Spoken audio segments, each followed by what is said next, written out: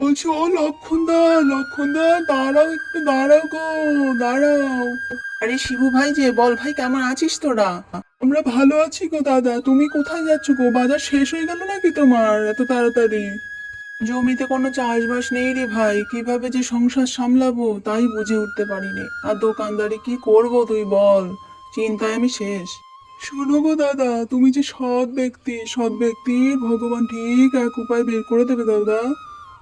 আচ্ছা ভাই, আসি রে। হ্যাঁ দাদা, আমিও যাই। এ কি, এখানে মনে হচ্ছে পাখিটা কাঁদছে বসে বসে। কি হলো কি তোমার এ পাখি? কি করি আমি এখন? আমি গাছটি থেকে নিচে পড়ে গিয়েছি, আমার মাথায় দেখো নাট বল্টু ফুলে গেছে। যদি একটু মালিশ করে দিতে তাহলে আমার উপকার হতো বন্ধু।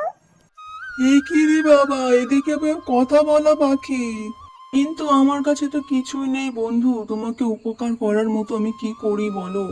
এসো, তোমাকে একটু হাত বুলিয়ে তোমার মাথাটা দিই, তাহলে যদি তোমার মাথাটা একটু ভালো লাগে। আমার হাতে থেকে এই উপহারটা নাও বন্ধু। এটা হলো বীজ, অর্থাৎ লঙ্কার বীজ, রূপালী এবং সোনালী লঙ্কার বীজ। এই ফলনটা যেদিন তুমি পুঁতবে তার পরের দিনই হয়ে যাবে। এটা আমার উপহার। ধন্যবাদ তোমাকে বন্ধু, চলো আমি এখন আসি, আমার বাড়িতে বউ আবার চিন্তা করবে। তুমি খুবই উপকারী বন্ধু। গিন্নি, গিন্নি, অগিন্নি, গিন্নি। ও তো ষাঁড়ের মতন চেঁচাচ্ছ কেন গা? হ্যাঁ, কি হয়েছে? অমূল্য ধন পেয়েছো নাকি এমন ভাব দেখাচ্ছ তুমি? তা বলতেই পারো গিন্নি। এই আসার পথে জানো না, এক পাখি, সোনালী পাখি, সে কিনা আমাদের বীজ দিল। বললো যে চাষ করলে নাকি যেদিন করবো তার পরের দিনই ফলন হবে, তাও আবার সোনালী রূপলি লঙ্কার গাছ গো। মনে হচ্ছে তোমার মাথাটাই পাগল হয়ে গেছে। ঠিক আছে, তুমি আমাকে না জাগিয়ে যাও, দেখিনি এখানে যাও, যেখান থেকে যাবে সেখানে চলে যাও, যাও মাঠে যাও। আচ্ছা গিন্নি, কাল তো রোপণ করলাম, আজকে দেখে আসি গো, ঠিক আছে? ও দাদা, দাদা, ও দাদা। কি হলো রে, তুই এত চেঁচাচ্ছিস কেন আর হাঁপাচ্ছিস কেন? দৌড়ে এলি যে, কি হলো তোর?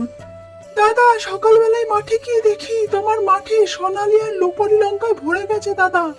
আমি তো অবাক হয়ে গেছি, কাল পর্যন্ত তোমার মাঠ পুরো ফাঁকা ছিল। হুররে হুররে, আমার ফলন ফলেছে, আমার বন্ধু আমাকে উপকার করেছে, গড়ে। শোন রে, তুই কি ঠিক বলছিস বলতে কি? হ্যাঁ বৌদি, আমি ঠিক বলছি। দেখেছো গিন্নি, আমি বলেছিলাম ভগবান আমাদের সহায় আছে, সৎভাবে থাকলে তার উপকার ভগবান করবেই করবে। ওই পাখিটি হলো ভগবানের দূত গো গিন্নি। হ্যাঁ গো, আমাকে ক্ষমা করে দাও, আমি বুঝতে পারিনি, এখন আমার ভুল বুঝতে পেরেছি। তবে এখন থেকে আমরা সুখে সংসার করবো গো, সোনালী আর রূপালী লঙ্কা বেচে।